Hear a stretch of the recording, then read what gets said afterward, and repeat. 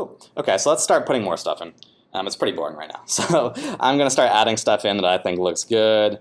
Let's see, what do we want? Maybe grab one of these things. That sort of looks cool, I guess. Drag it down, snap it over here. A little bit small. Let's size it up a little bit. Get it like that size. Okay, it's looking okay. Drag it down to there.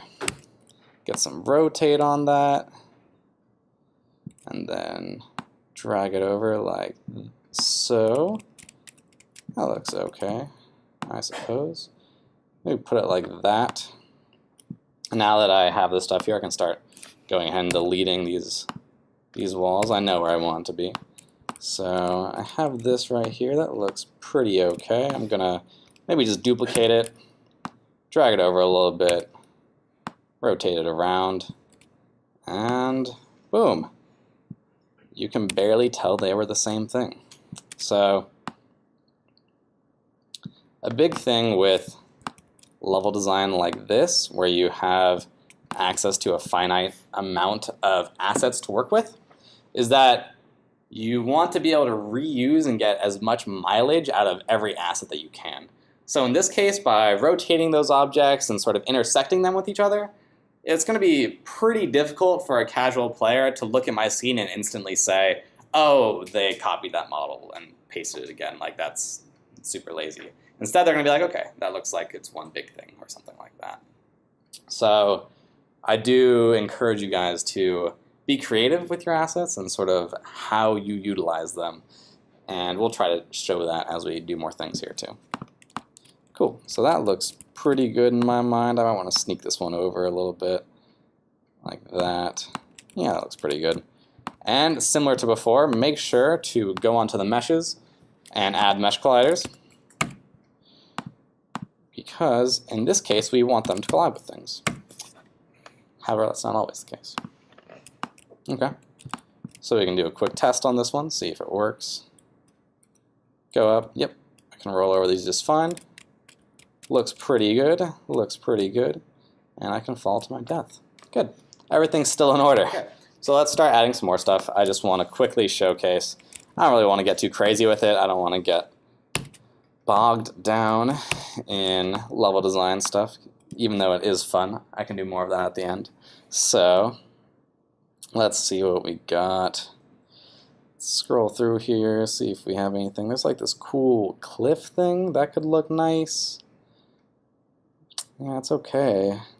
Tough to tell though. Tough to tell what would look best. I think in mine I ended up using one of these guys. I think that works out pretty well actually. So I might drag one of these in there. Cool. Yeah, I think this will work out fine. So I'm just going to press Control and just snap it over 90 degrees actually. Or you could just type in 90 right here. Cool. And then let's like scale it up a little bit, make it the size of a wall. That's what we're looking for. Yeah, pretty good, pretty good. Drag it over there. Okay, that's actually pretty much about perfect. Drag it in a little bit, drag it over a little bit. It's about where I want to be with it. Yeah. We look at it. Yeah, works pretty well. It's about what I'd want a wall to be in my level. I can maybe scoot it out a little bit more. Yeah, that's nice. Give our player some more space to hit that jump power up. Cool. And I can just go ahead and delete these things because I know where it is now. Okay, so we've got a wall. I know a lot of you guys are probably thinking, that looks extremely awkward, Tyler. Why would you place this big blocky wall and have it launching off the sides? And I would agree with you. It does look very awkward. So let's do some things to fix that up. There's a few things we can do. What I want to do first is look around for some rocks that I think look cool. So I'm just going to scroll through from the top again. Like, I really like these rocks. Like, I think those look really cool. So if I drag these in a little bit, I can try doing something like that maybe. Like, I think that looks really nice. Yeah, that's good.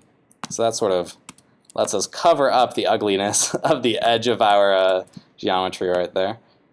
Something like that probably I think looks pretty good. Okay, Okay. Then maybe grab another rock fixture, something like that maybe. Drag that one out. And that one looks okay, but it sort of does suffer from the same issue where you can see the bottom of it. So I might just switch over to one that looks a little more natural. Maybe grab something that's a bit more rounded. Snag that one. Drag this one down. Just put it down right here. Make it look like it belongs in the world, more or less. That's your goal with all of this, to make it look cohesive. I'd argue that this one doesn't look the most cohesive, but it works. It does the job, technically. Okay. Cool. We've got some rocks there. Looking a little bit better. This one might be a little bit big. That's okay. I'm going to make sure we go through, and as before, add mesh colliders to all the meshes. You want to make sure that the player can actually collide with these.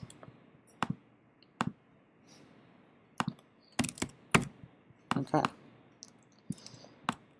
Sounds good. Let's do a quick test. See how it looks. Okay, we're right there. We've got our scene, we got our wall, and perfect. We can hop up it, and I might have overshot it a little bit. That's okay. Awesome.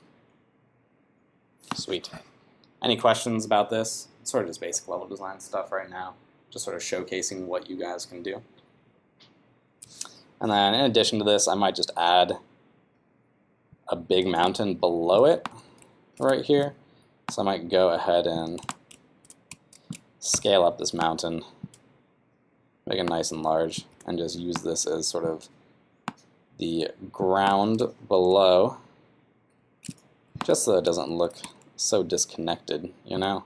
It looks like it's actually on something. It has form. That's the goal. And I can't click that one. Yeah, something along the lines of that. Sweet. So yeah, that's definitely looking better, just looking at it from here.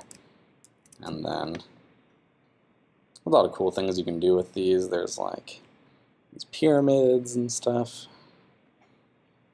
I'm probably just going to grab out a big one of these guys. Just make it like 20, 20, 20. That might have been a little bit big. Maybe a tad. Well, that's not too bad, actually. So yeah, I might just grab one of these guys. Rotate it over a little bit. Cool. And just give ourselves something that looks like that. Maybe do a vertex snap on this to make it nice and flush. Okay, and we're seeing a problem here. So this one's sort of shaking and jittering, but that's expected. That's okay. However, this one is also sort of shaking when you look at it, which isn't the best. Doesn't look too great. So the reason for this is that those two meshes are actually on the exact same level. So when we send it to our graphics card, it doesn't really know which one to put first. It sort of just depends on like how the precision works out and luck, more or less. So when you move, it sort of flickers like that based on wherever you are. That doesn't look too great to me. You can see we aren't getting that issue down here. And that's because they're all the exact same color. So even if there was flickering, we wouldn't be able to notice it because they're all exactly the same. So we can fix that, luckily enough.